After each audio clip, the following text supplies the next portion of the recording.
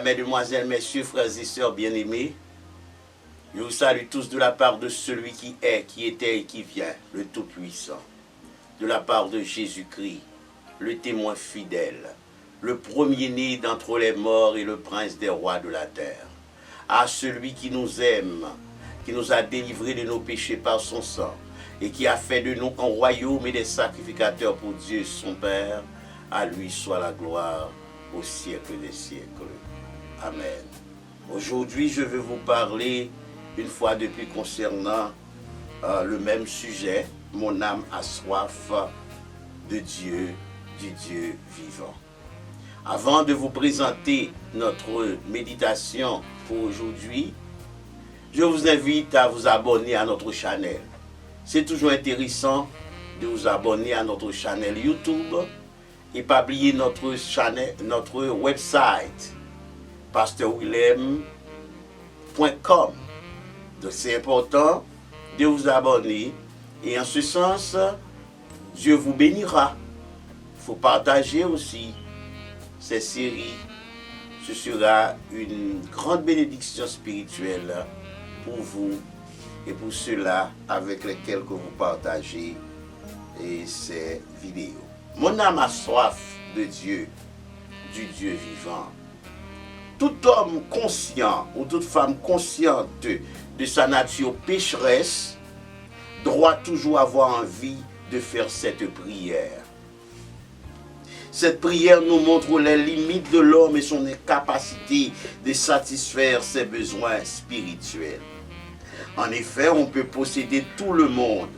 Si l'âme n'est pas rachetée par Dieu, on n'avait même pas besoin de vivre sur la terre. Je dirais, c'est une existence gaspillée, perdue, vilipendée, etc. Que servirait-il à un homme de gagner le monde entier s'il perdait son âme? Ou que donnerait un homme en échange de son âme? Dixit le Christ. La bonne nouvelle, mesdames et messieurs, frères et sœurs, c'est que le Seigneur est prêt à étancher cette soif. Il est prêt à passer cette soif. Il est prêt à nous donner l'eau de la vie gratuitement. Dans le livre de l'Apocalypse, chapitre 22, verset 17, l'Esprit et l'épouse disent « Viens ». Que celui qui entend dise « Viens ». Que celui qui a soif vienne. Que celui qui veut prendre de l'eau de la vie gratuitement. Celui qui a soif de Dieu trouvera Dieu de toute manière. Celui qui a soif de Dieu va tirer sur la corde. Il va tirer sur la corde qui l'enveloppe. Sur la corde de l'adversaire. La corde du péché. Corde du monde. Corde de la logique. Il va tirer sur la corde des démons raciaux. Il va tout briser sur son chemin parce que rien ne va lui empêcher de venir à Jésus-Christ. S'il y a des gens qui sont liés par Satan aujourd'hui, Jésus-Christ veut briser cette chaîne. Veux-tu briser de Satan le pouvoir? La force est en Christ. Si dans ton cœur tu veux le recevoir, la force est dans le sang de Christ. Soyons forts plus que vainqueurs. Avec Jésus, nous pouvons tout gagner.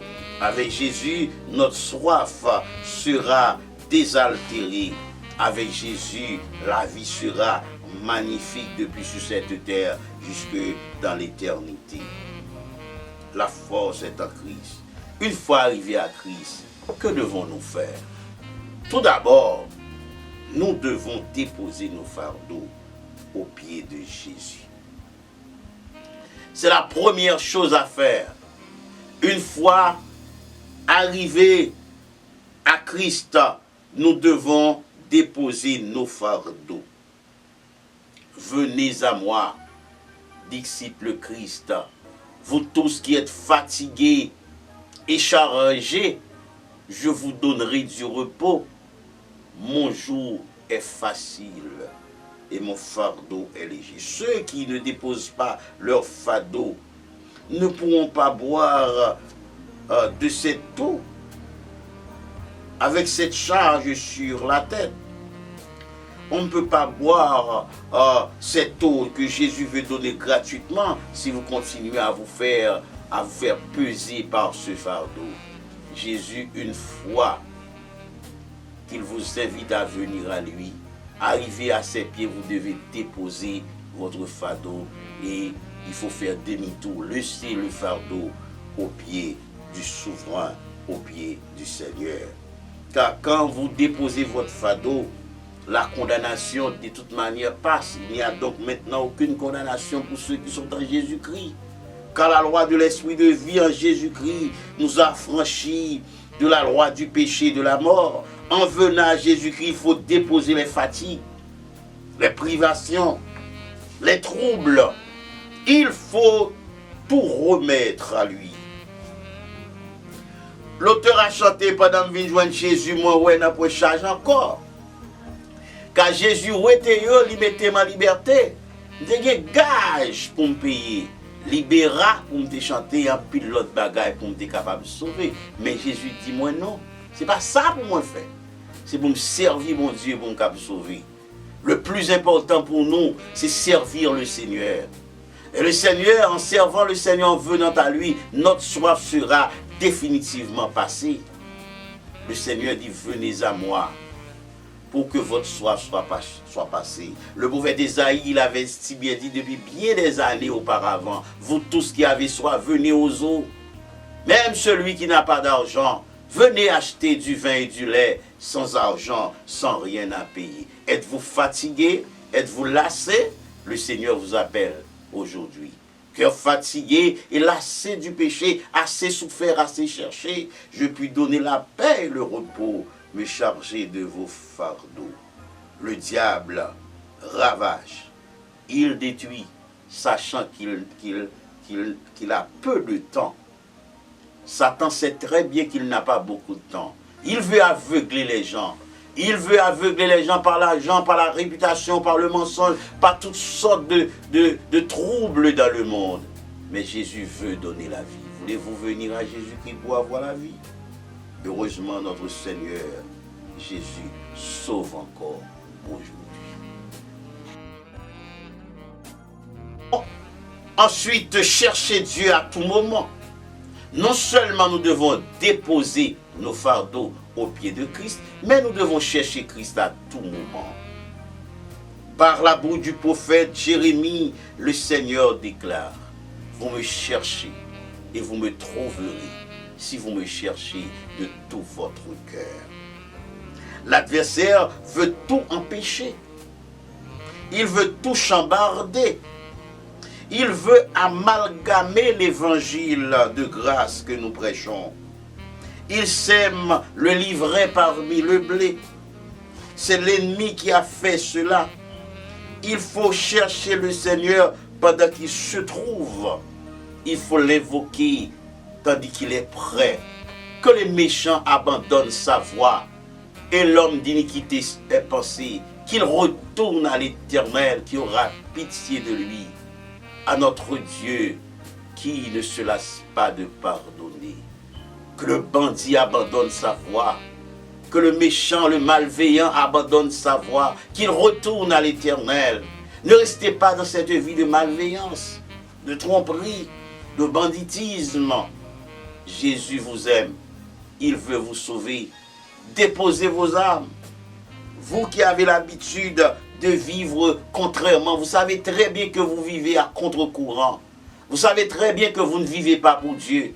Vous savez très bien que vous semez très mal. Cessez de semer le mal. Il faut semer le bien.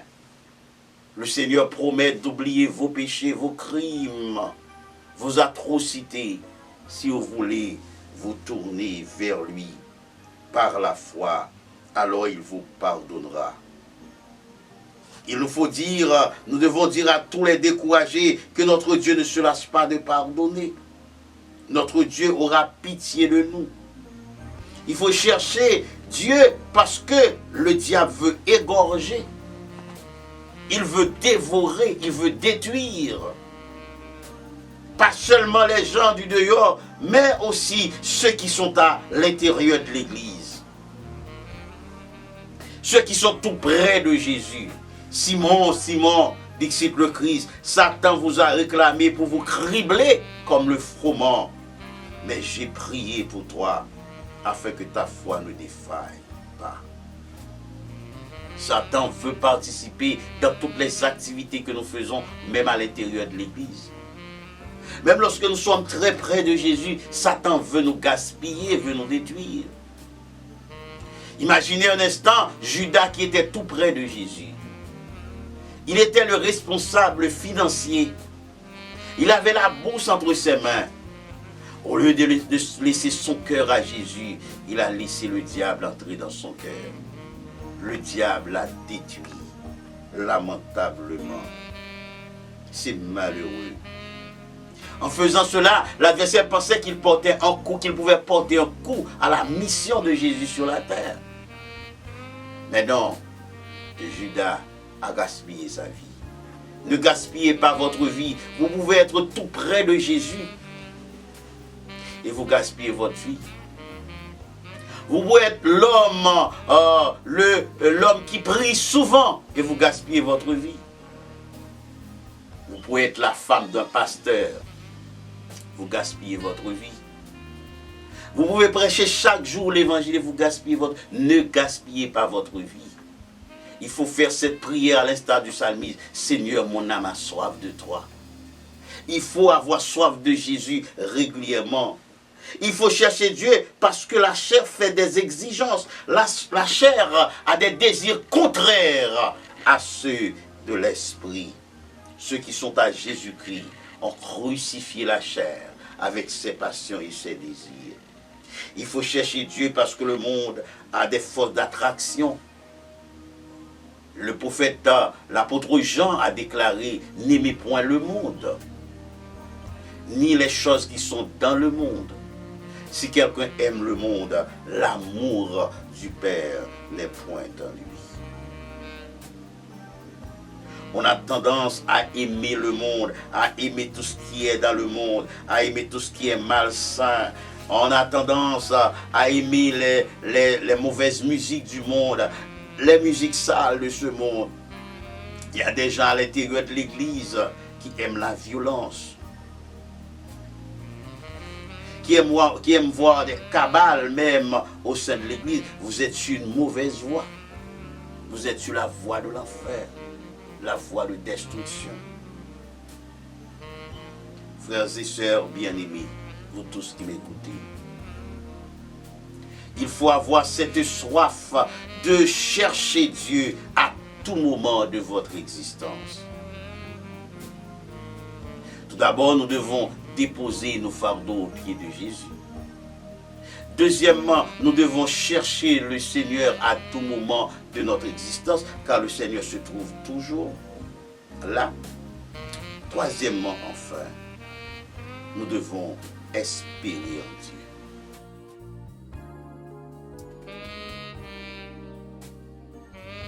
Ceux qui ont soif de Dieu espèrent en lui.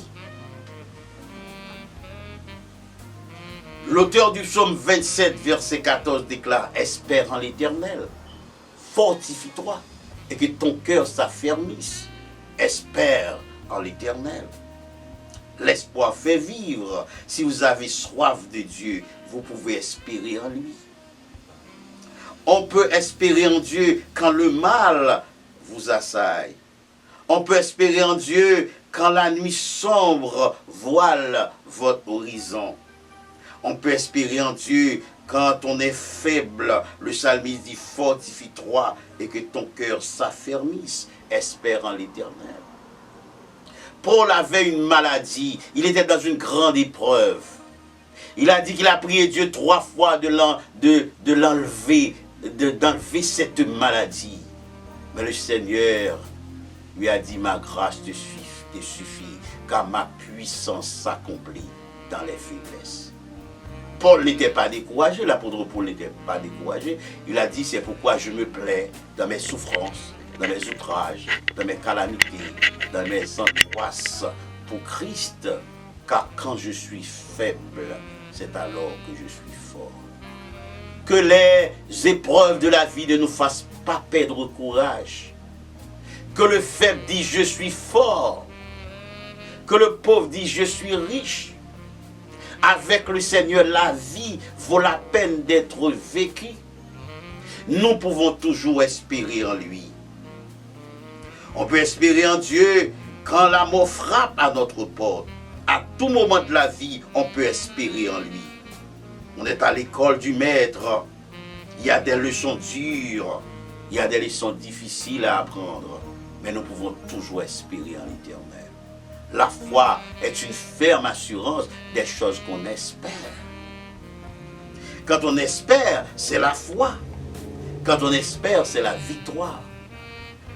Quand on espère, c'est la vie pour l'éternité. L'espérance nous permet de vivre une qualité de vie vibrante. Elle nous inspire la liberté d'oser. Elle nous communique de la confiance face aux frustrations quotidiennes et du courage pour vivre une vie aventureuse. C'est un don, le don d'espérance peut nous permettre de vivre toutes les possibilités, toutes les grâces nécessaires, toutes les grâces de Dieu. Vous devez continuer par espérer en Dieu.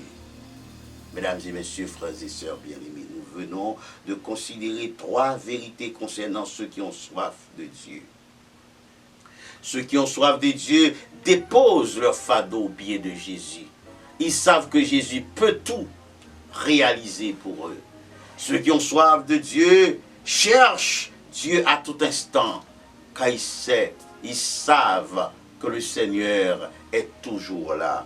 Ceux qui ont soif de Dieu espèrent en lui. Êtes-vous sans espoir aujourd'hui? Dieu veut vous sauver. Il veut vous donner de l'espérance encore. Que le Seigneur vous soit en aide. Et mesdames et messieurs, tandis que nous terminons avec ce message, je vous invite à vous abonner. Abonnez à notre YouTube, à notre channel YouTube. Et pas oublier, nous gagnons website. Website, nous. C'est Pasteur Willem Noël .com. Pasteur Willem Noël.com. Je vous invite à visiter notre website. Je vous invite à vous abonner et que le Seigneur vous soit en aide. Amen.